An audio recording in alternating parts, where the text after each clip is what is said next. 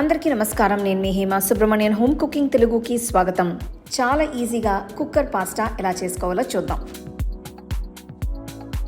ముందుగా కుక్కర్లో 1 table spoon వరకు నూనె వేసుకోవాలి. అలానే 4 చిన్న బటర్ క్యూబ్స్ కూడా వేసుకోవాలి. బటర్ పూర్తిగా కరిగిన తర్వాత ఈ పాయింట్లో 2 టేబుల్ స్పూన్ల సన్నగా తరిగిన వెల్లుల్లి వేసుకోవాలి. ఈ వెల్లుల్లి మీ పాస్టాకి మంచి ఫ్లేవర్ని ఇస్తుంది. తర్వాత సన్నగా తరిగిన మీడియం సైజ్ ఉల్లిపాయలు వేసుకోవాలి. మంటను మీడియం లోలో ఉంచుకోండి. ఉల్లిపాయలు మరి ఎక్కువసేపు వేగాల్సిన అవసరం లేదు. 2 నిమిషాల తర్వాత నేను మిగతా కూరగాయలు వేస్తున్నాను. ముందుగా చిన్న గ్రీన్ క్యాప్సికమ్ ముక్కలు, చిన్న రెడ్ క్యాప్సికమ్ ముక్కలు, 1 కప్ స్వీట్ కార్న్ గింజలు. ఇవి నేను ఉడకపెట్టకుండానే వేస్తున్నాను. ఈ పాస్తాని మనం కుక్కర్లో చేస్తున్నాం కాబట్టి వీటిని ఇలా డైరెక్ట్గానే వేసుకోవచ్చు. వావ్, చూడండి అప్పుడే ఎంత కలర్ఫుల్గా కనిపిస్తుందో. తర్వాత నేను రుబ్బుకున్న 4 పెద్ద టొమాటోల గుజ్జు వేస్తున్నాను. ఈ గుజ్జుని వెజ్జీస్తో కలిసేటట్టు బాగా కలుపుకోండి. ఇప్పుడు సీజనింగ్ కోసం ఒక్కొక్కటిగా వేసుకుందాం.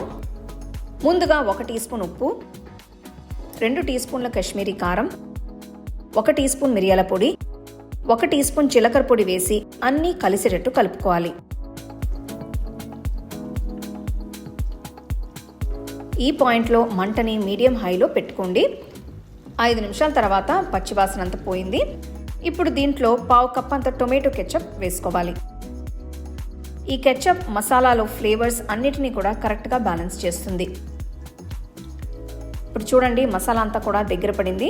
ఇప్పుడు ఇంకా మనం పాస్తా షెల్స్ని వేసుకోవచ్చు. ఈ రెసిపీకి నేను 2 కప్పుల పెనే పాస్తా తీసుకున్నాను. యూజువల్గా పాస్తా చేసేటప్పుడు మీకు ఎలాంటి పాస్తా ఎక్కువగా ఇష్టం? పెనే పాస్తానా, మ్యాకరోనీనా, లేకపోతే ఫ్యూసిలియా? ఇది నాకు కమెంట్ సెక్షన్లో చెప్పండి.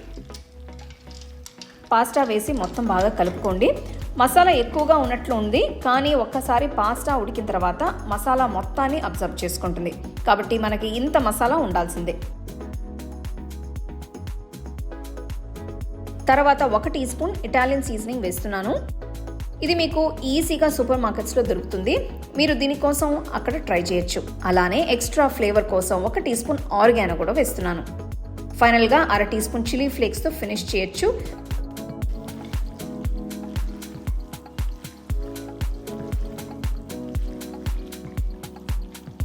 ఇక్కడ నేను 2 కప్పుల పాస్తా షెల్స్కి 2 కప్పులు నీళ్లు పోస్తున్నాను.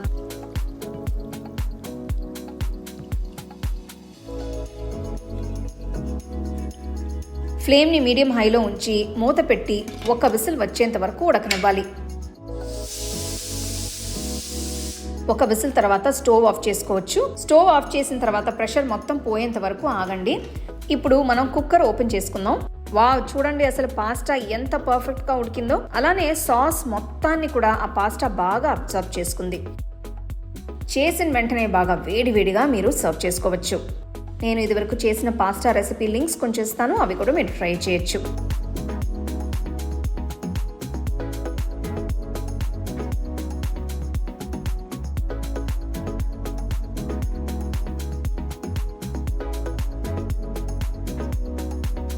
పాస్తా చాలా రుచిగా ఉంది. ఆ వెజిటబుల్స్తో, ఆ సాసెస్తో చాలా టేస్టీగా ఉంది. ఇది మీరు ఈజీగా పిల్లలకి లంచ్ బాక్స్కి ప్యాక్ చేసి ఇవ్వచ్చు. తప్పకుండా లంచ్ బాక్స్ ఖాళీగానే వస్తుంది. సర్వ్ చేసే ముందు కొద్దిగా చీజ్ కూడా గ్రేట్ చేసి సర్వ్ చేయొచ్చు. సో తప్పకుండా మీరు ట్రై చేసి మీ ఫ్యామిలీ ఫ్రెండ్స్తో షేర్ చేసుకోండి. మీకు ఈ వీడియోలో నేను యూజ్ చేసే ప్రోడక్ట్స్ నచ్చితే కింద ట్యాగ్ చేశాను, చెక్ చేసి చూడండి. The second edition of the home cooking book is now available on Amazon as well as on shop.homecookingshow.in.